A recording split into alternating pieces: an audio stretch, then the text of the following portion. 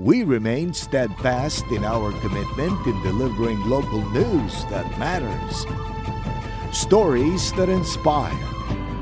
Enriching the lives of Filipinos in the Philippines and across the globe. This is your GMA Regional TV. Buong puso para sa Pilipino.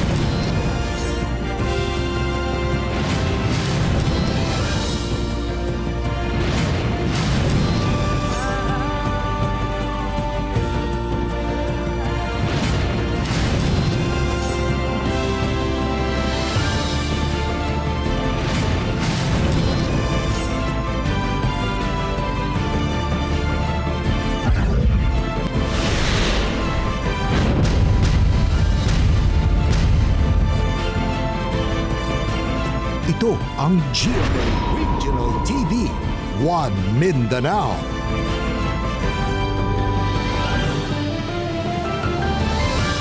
May hapon Mindanao, kini ang GMA Regional TV 1 Mindanao. Hatod namong pinakadagkog, pinakulaing balita sa Mindanao. Ako si Tech Ocampo. Sara Hilomen Velasco. Argil Relator, live gikan dinhi sa GMA Davao Complex.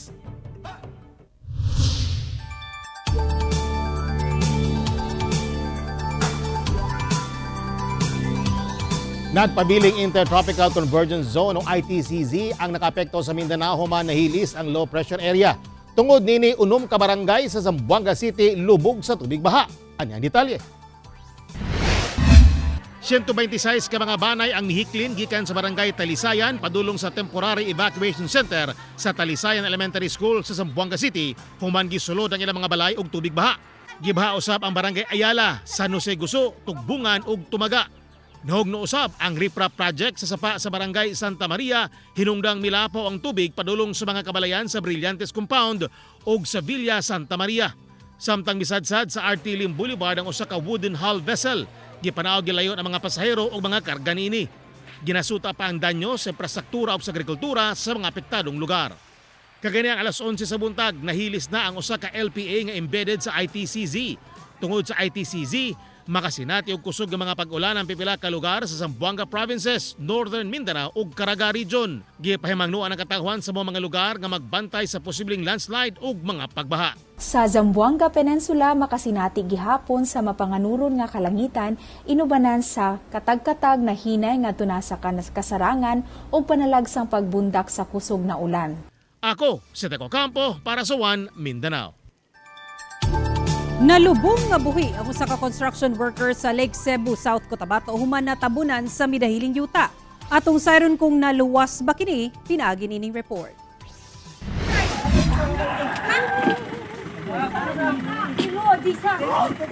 Sa video nga kuha sa usa ka netizen, makita kining mga construction worker nga mano-manong ginakalot ang yutang midahili gamit ang pala ug ilang mga kamot.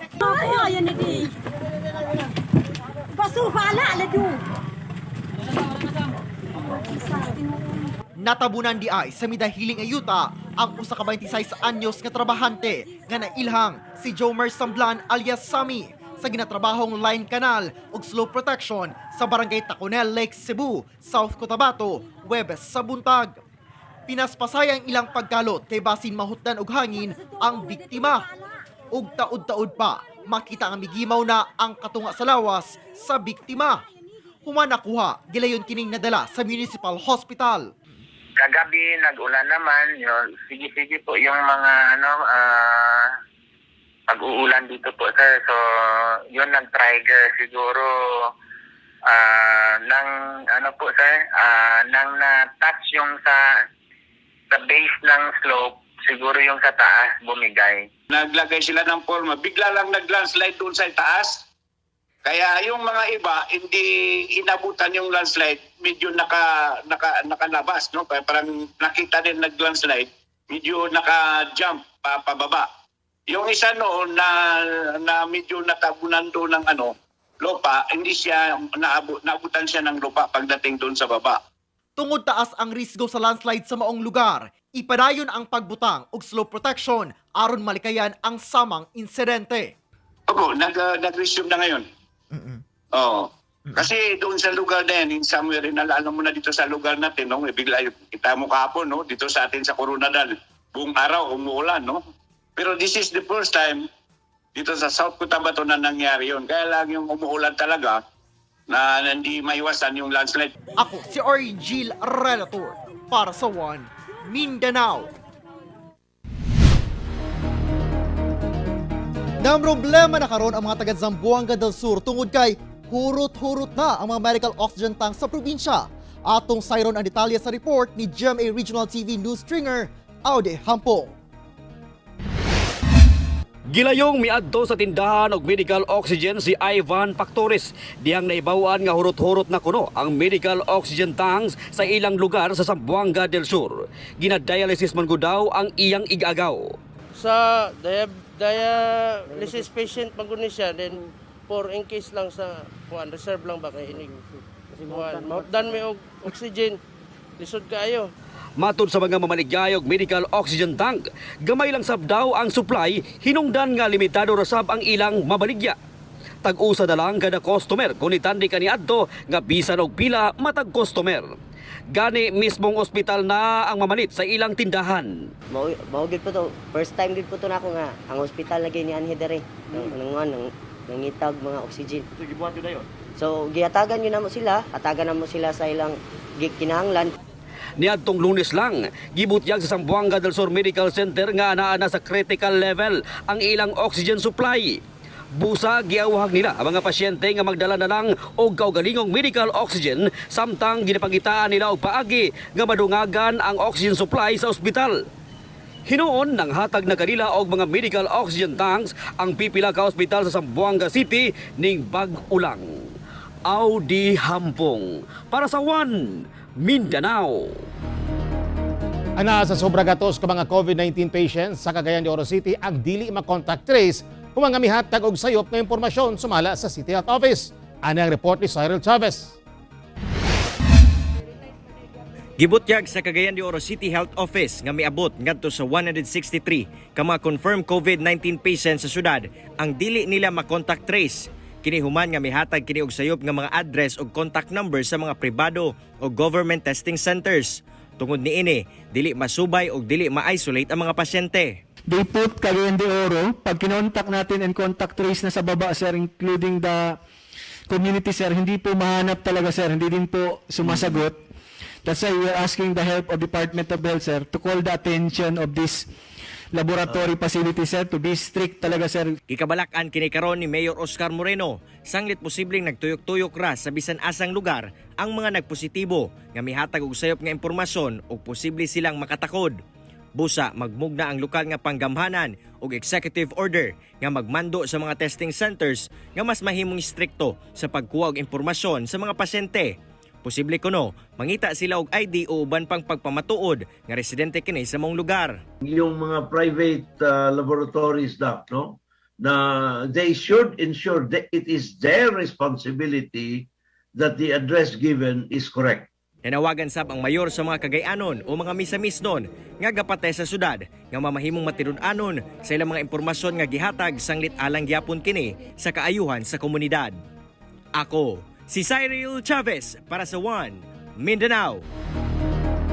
Gilaraw karon sa lokal nga kagamhanan sa Valencia City sa Bukidnon ang pagmuntar sa ilang COVID-19 symptoms hotline aron mapaspasan ang surveillance sa mga posibleng nataptan sa COVID-19. Ang detalye sa report ni James Paulo Yap. Sa paninguha nga pakusgan pa ang health surveillance sa siyudad sa Valencia City, gilaraw karon sa LGU nga ilunsad ang COVID-19 symptoms hotline. Sa maong programa, mamahimo na nga direktang mutawag sa ilang COVID-19 command center ang usa ka individual nga nakasinati og sintomas sa COVID-19 aron mahatagan og saktong giya sa dili pa siya ma-swab test. Sa kada barangay, kung ipa-house to house na mo, kung na mo yung mga symptoms nga tanaw nga nanay ginagmayng ubo, ilanat, tipon, panakit or sa lutahan o kalawasan, magpa-check up na. Libre matud pa ang testing. Lakip x-ray sa mga pasyente nga kinahanglang ipa-swab test. Kini aron matabangan ang mga residente sa matag barangay sa syudad na dili na moadto sa ospital aron malimitahan ang lihok sa katawhan. Sa karon taas paghihapon ang ihap sa mga kaso sa COVID-19 sa Valencia City. Busa giagat ang tanan nga pahimuslan og dili mahadlok magpakonsulta kung aduna nay nasinating sintomas. Manawag lang sa dito na may paila ka sa imong barangay na istinto kung unsa imong mga symptoms o kung sa na imong natumar o pila nakaadlaw. Kunya i-record to siya, tawagan kag balik sa doktor nun niya advisean kag unsay buhaton. Padayon paghihapon nga nanawagan ng LGU sa Valencia City ngadto sa mga residente sa syudad nga magpabakuna na aron protektado batok COVID-19. Ako si James Paulo Yap para sa One Mindanao. Duyo sa panawagan sa bagong gilusad nga grupong Hugpong para kay Sara nga paraganon si Mayor Inday Sara Duterte pagkapangulo. Apan Mayor Sara gikumpirma nga subling magpapili isip mayor sa Davao City. Aniya ang report. Gilusad ang usa ka citizens movement nga hugpong para kay Sara aron mudugang sa puwersa nga muawhag kay Davao City Mayor Inday Sara Duterte nga mudagan pagkapangulo sa umaabot nga eleksyon 2022. I hope this is one step. Ito pong launching na to ay sana po makita po niya na marami pong sumasama sa amin sa HPS para magmakaawa sa kanya na maawa sa ating bansa para tumakbo bilang Pangulo. Giauhag sab sa maong grupo si Presidente Rodrigo Duterte nga dili mudagan pagka Vice President aron ihatag ang higayon kang Mayor Sara nga mudagan pagkapangulo. Through this organization, through the members, we hope we will be able to convince the President to reconsider his plans for 2022. Naglaom ang grupo nga magkambyo pa ang una-una sa Pangulo nga planong mudagan pagka Vice President. Kung dili man mudagan si Mayor Sara pagkapangulo, mihangyo kini nga suportahan sa katawhan ang iyang amahan nga mudagan pagka Vice President. Meron kaming maayos na kasunduan ni Pangulong Duterte sa aming kani-kaniyang karera sa politika. Ibigay po natin sa kanya ang pinakamalakas natin na suporta sa kanyang desisyon na tumakbong Vice President. Gipahayag sab sa mayor ang iyang dakong pasalamat sa mga individual o grupo nga nagapaabot sa ilang suporta o pagdusok kaniya nga mudagan pagkapangulo. Apan gikumpirma sa spokesperson sa mayor nga si Mayor Cristina Frasco pinaagi sa text message sa GMA Regional TV 1 Mindanao nga magpapili pagbalik isip mayor sa Davao City si Mayor Sara uban ang manghod nga si Vice Mayor Sebastian Baste Duterte. Ako si Argil Relator para sa One Mindanao.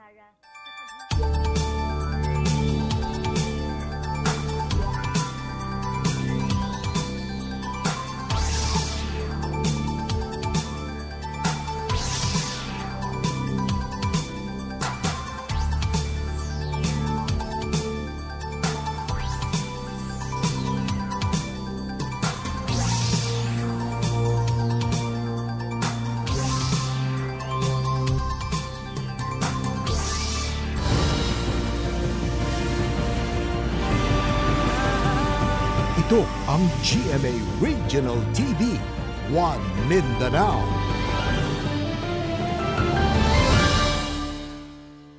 Sis, adobo, i-level up natin yan with Angel Condensada. 2-in-1 setup ng cream at condensada. Wow, naging creamy! At sweet pag may Angel. Creamy, creamy, sweet sa adobo. Creamy, sweet. Creamy, creamy, sweet sa menudo. Mas sumarap nga! With Angel, mas mapapasarap ang kain ng family. Creamy, creamy, sweet. Creamy, creamy, sweet. With Angel Creme Densada. Try nyo nyo rin sa ibang dishes. Sila nakataya? Green Cross. Proven by US and local lab tests to kill germs that cause 100 plus diseases, pati ang COVID-19 virus. Napatunayan dati, napatunayan uli. Trust the tested. Green Cross.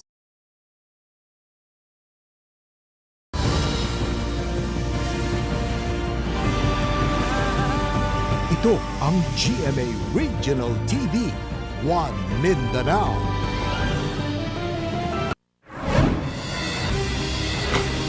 Arestado ang van driver nga si Ahmad Butawan, human nakuhaan og gituang shabu nga giputo sa face mask. Kini atol sa bypass operation sa Purok Bougainvillea sa Barangay San Jose District. Nakuha gikan sa suspect ang 4 ka sachet sa gingong shabu nga nagkantidad og 68,000 pesos ug ubang drug paraphernalia. Gilimod sa suspect nga iya ang mga droga o gisugo ra kuno siya. Kasuhan siya og paglapas sa RA 9165 Comprehensive Dangerous Drugs Act of 2002. Sa Del Carmen, Surigao del Norte, dakpan ang 3 ka lalaki human na aktuhang nagtari-tari sa Barangay Antipolo. Matod sa kapulisan, walay permit ang aktibidad, busag gipangdakop sila si Isidro Sulapas, Victor Ubos Jr. ug Dante Cordita nga mga residente sa lugar. Nakumpiska gikan sa mga sospek ang 3 ka patay na nga manok panabong, 1 ka bulang ug kapin 1,000 pesos nga kwartang pampusta. Magatubang og kasong paglapas sa PD 1602 o Anti-Illegal Gambling Law ang mga sospek. Sa General Santos City, patayng lawas sa usa ka lalaki nga dunay diferensya sa pangisip ang nakitang naglutaw-lutaw sa Silway River sa Barangay Dajangas West.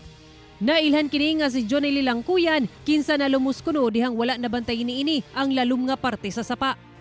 Hinuon walay nakita ng kapulisan nga foul play sa insidente.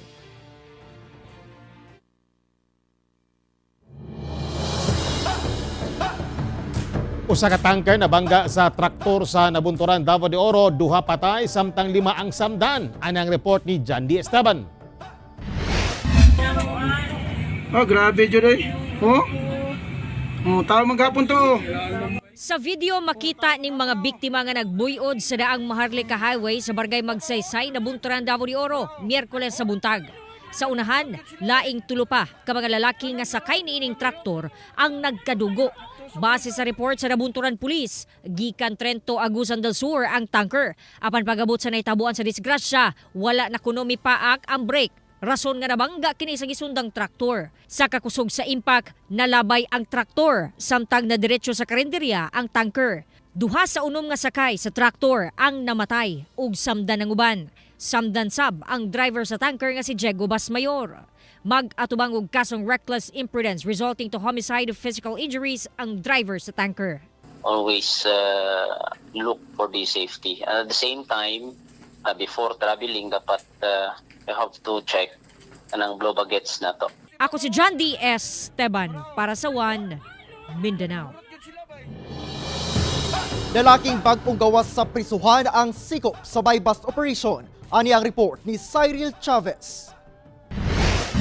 Pinaagi sa gihimong bypass operation sa kapulisan sa Barangay 36 Cagayan de Oro City, nadakpan ang suspect nga pusher nga si John Raven nga taga-Taguluan, Misamis Oriental. Ang suspect bag-o lamang nakagawa sa Misamis Oriental Provincial Jail nga under probation pa. Apan mibalik di pagpamaligyaw og illegal nga droga. Napalitan ang suspect og kapin 6,000 pesos nga kantidad sa sabu ug diyang girikisa. Laeng 150 grams pa ang nakuha kaniya o kapin 1 ka milyon ka pesos. Pag-deliver niya ma'am, naaman siguro ilahi nga deliveran niya nga uban ma'am. Kay para diretso untang deliver niya ma'am, nasa iya mga item niya ma'am. So, sakto man kami siguro ang una nga na-deliveran niya ma'am. Mao nga kuha na mo, mas dagan ang nakuha na mo. Dako ang kalipay sa otoridad tungod sa pagkadakop sa suspect. Nasayran nga nagagamit kini og minor de edad isip runner sa iyang mga transaksyon. Apan depensa sa suspect nga wala kuno siya na maligya og droga.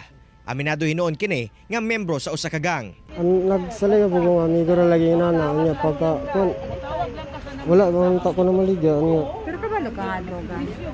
Droga ma'am, kabalo ko droga ma'am. Kasong paglapas sa RA 9165 ang gipasaka batok sa dinakpan. Ako si Cyril Chavez para sa One Mindanao. Gireklamo karon sa mga residente sa Barangay Lapasan sa Cagayan de Oro City ang mga motorista nga nagapahigayon og drag racing sa highway panahon sa kadlawon. Atong sayron ang detalye sa live report ni James Paulo Yap. James? Sa Sara, dugay na matud pa kini nga problema sa mga taga-barangay Lapasan sa Cagayan de Oro City kay ginahimo matud pa kini sa mga motorista panahon sa tingkatulog.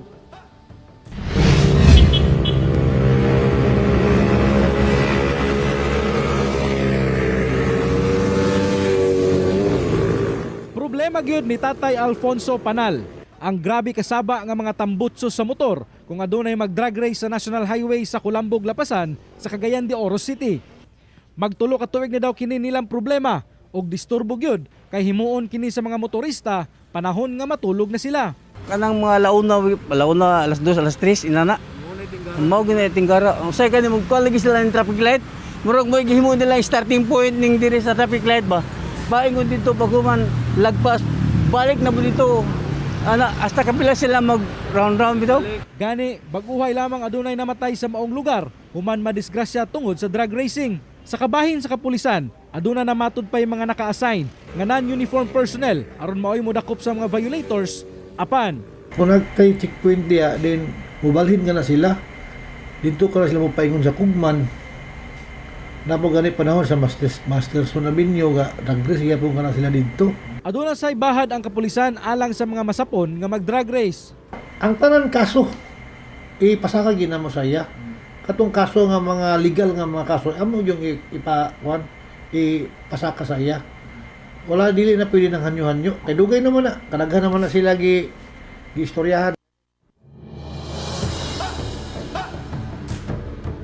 Sara, panghinaot karon ni Tatay Alfonso, lakip ang mga residente sa Kulambog sa Barangay Lapasan nga unta hingpit na nga masolusyonan ang problema nila sa lugar aron makapuyo na sila og malinawon ilabi pa sa panahon sa gabi. Sara? Okay, daghang salamat, James Paulo Yap. Ana sa 15% sa mga nagpabakuna sa Samal Island ang fully vaccinated. Samtang nagsugod na ang vaccination rollout sa nagkariang barangay. Anang report ni Sheila Vergara Rubio. Aron mas maminusan ang risgo sa paggawas sa panimalay, nagpabakuna ang senior citizen nga si Felix Pacong, taga Barangay Mambago A sa Island Garden City of Samal. Sumala niya nga pipila sa iyang mga anak, fully vaccinated daw sab. Apan ang iyang asawa kuno, wala pa sanglit dunay sakit. Balo ko dire sa kapitan dire, mo nagkuan sa mua. Muna nga gusto ko babakunahan para dali rang panitan makalakaw ko. Dili maubos sa 2,000 ang target bakunahan sa Samal LGU sa mong barangay. Sumala sa Rural Health Midwife sa mong barangay nga niadtong Setyembre 6 ang unang rollout sa ilang barangay aron mas mapaspasan pa ang pagbakuna sa mga Samalenyo. Kasagaran katong kategory nga A1 katong mga health worker sa mga frontliner sa health worker na mo kumpleto na mitanan. Sigon sa talaan sa Igaco City Health, anaa sa 19,436 o 25% sa 76,264 nga target ang partially vaccinated, samtang 12,003 ang fully vaccinated. Matod ni Mayor Al David Uy, nga dunay uban nga motuo gihapon sa sayop nga impormasyon nga mamahimong zombie o di ba kaha mamili og bakuna. But maulagi, di po nato malikayan na naagihapon ang mga anti-vaxxers dili magpabakuna. Pero medyo nagataas man ang mga gusto mag-vaccine. But syempre, sa kadaghan gusto magpabakuna, medyo nihit ang supply. And naagi uban na choosy. Kauban si Melchor Awing sa kamera. Ako si Sheila Vergara Rubio para sa One Mindanao. Di ka hinama na ang Part 1 sa Limitless, a musical trilogy ni Asia's Limitless star Julian San Jose nga makita na karong gabi. Human sa pipila ka bulan nga pagpangandam, ania na ang one-of-a-kind virtual musical experience nga masaksihan na karong gabi sa Part 1 sa Limitless, a musical trilogy ni Asia's Limitless star Julian San Jose nga giuluhan og Breathe. Dili lang nato madungog ang singing prowess ni Julian, apan makita sab nato ang makahinghang-hanga view ug kultura sa isla sa Mindanao. Dinhi nakigiusa ang Asia's Limitless star sa mga Mindanawan ug makita nato ang simple apan kinasing-kasing nga paghimamat niya sa mga Mindanawan. Busa sa mga buot makasinati sa Limitless Experience. Log on lang sa www.gmaregionaltv.com/synergy alang sa tickets. Karon og ugma lang kini mga kapuso, busa tan-aw na ta.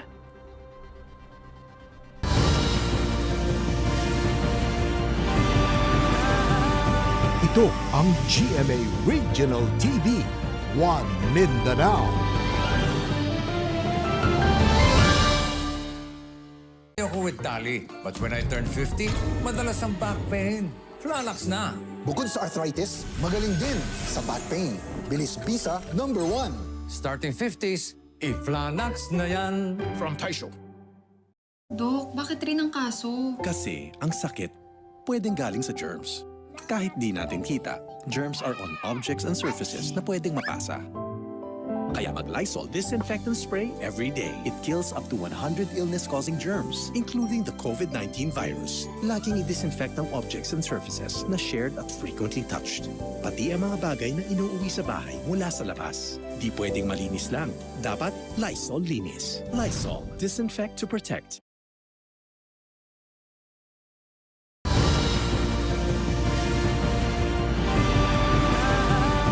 Ito ang GMA Regional TV, One Mindanao.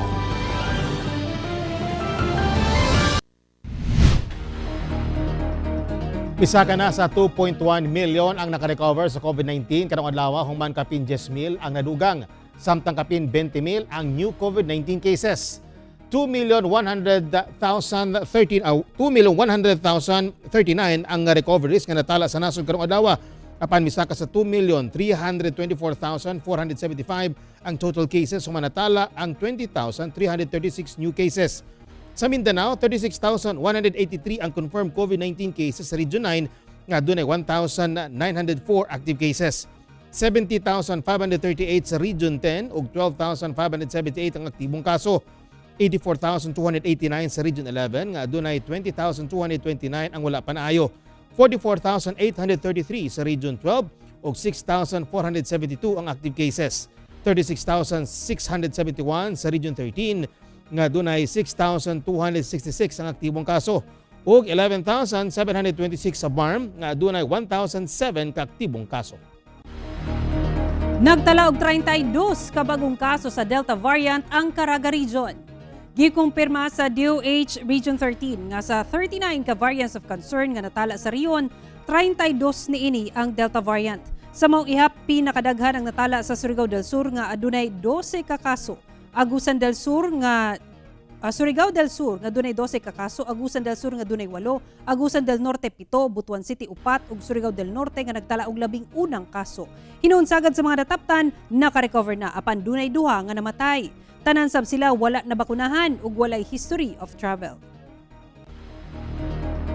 Halos 24 oras na ang operasyon sa nag-inusarang crematorium sa Kidapawan City human nga mi-triple ang ilang ginakremate nga gikan sa ubang rehiyon. Halos wala na kunoy pahulay ang mga nagtrabaho sa maong crematorium kay lagi miabot na sa 25 ang ilang ginakremate nga anaalang unta sa 8. Busa nagpatuman na og 1-day waiting ang crematorium aron maakomodar ang tanang i-cremate. Lakip manggod sa giserbisyohan niini niadtong Biyernes ang mga gidalagikan sa Northern Mindanao ug Davao Region. Gani nakuhaan pa kinig mga sakyanan nga gikan sa Maguindanao nga naghulat sa abo nga mga gi-cremate aron nga madala pagbalik sa ilahang probinsya. Niadtong Huwebes naglinya sab ang mga sakyanan nga dunay mga patayng lawas nga gikan sa General Santos City aron ma-cremate kay naguba ang makina sa crematorium sa syudad nga karon naayo na. Crematorium sa Cagayan de Oro City nga gireklamo tungod sa ginagawas nga itom ug baga ang aso, balik operasyon na. Atong sayro ng detalye sa report ni James Paulo Yap. Kumpara sa miaging semana, arang-arang na kuno karon ang sitwasyon sa crematorium sa Barangay Bulwa sa Cagayan de Oro City. Human giundang ang operasyon niini, halos 2 ka semana na ang milabay alang sa repair. Kini human gireklamo sa mga residente sa lugar ang ginagawas niini nga baga og itom nga aso. Matod sa head sa City Local Environment and Natural Resources o CLENRO, kung kaniadto mukabat sa usa hangtod 3 ka minuto ang ibugang nga aso sa crematorium, karon hangtod 30 segundos na lamang. Lately na lang sa 30 seconds. So pero asong gihapon tungod sa material nga gigamit. Natoy isa na atong pizza 9 grabe yun yung aso. Pero kato siya tungod to siya kay ang ilang gi-cremate duha na kaadlaw nga namatay, nag-bloated na. Gilimitahan usab ang mga ihap sa patay lawas nga mamahimong dawaton sa krematorium base na sab sa rekomendasyon sa DENR. Napulo na lamang kalawas ang mamahimong i-cremate sa matag krematorium sa syudad matag adlaw, busa mas gipangandaman na lamang sa Management of the Dead Cluster ang pagbuhat sa mga lubnganan sa City Memorial Cemetery. Challenge kayo kay sobraman sa napulo atong patay manggod. Plus naapay patay sa Northern Mindanao, no? Sa atong mga kasiklit nga mga LGU. So munang problema gyud, challenge kayo karon ang kining cremation. Mapasalamaton sab kini sa pagsabot sa katawhan sa nahitabo. Ako si James Paulo Yap para sa One Mindanao. Usa ka truck nga adunay kargang medical oxygen tanks na disgrasya sa Dumalinaw, Zamboanga del Sur. Grabe ang pagkaguba sa tubangang bahin sa wing van truck nga nagdala og medical oxygen tanks human mibangga sa Center Island sa highway sa barangay Sumadat, Dumalinaw, Zamboanga del Sur. I-deliver unta ang mga oxygen sa Aurora diha nga nakatulog kuno ang driver niini nga nailang si John Cleo Parales hinungdan sa disgrasya. Wala hino na danyos ang kargang medical oxygen tank sa truck. Wala sab nasamdan ang driver ug pahinantin ini.